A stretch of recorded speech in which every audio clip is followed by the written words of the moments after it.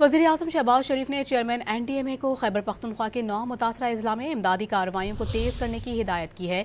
समाजी राबते के platform x पर वज़ीर-ए-आज़म शहबाज शरीफ ने कहा कि खैबर पख्तूनख्वा और शुमाली इलाकों में सैलाब से तबाही पर शदीद गमज़दा हैं।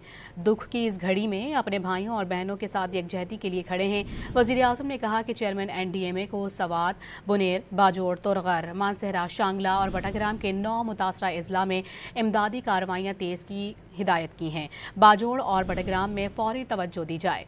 फंसे हुए अफराद को फौरी रिलीफ और जख्मियों को तिब्बी इमदाद फराहम की जा रही है। सड़कों की बहाली के लिए भारी मशीनरी तैनात कर दी गई है।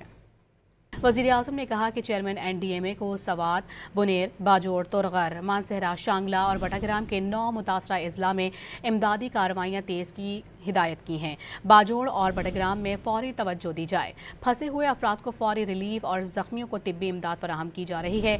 सड़कों की बहाली के लिए भारी मशीनरी तैनात कर दी गई है।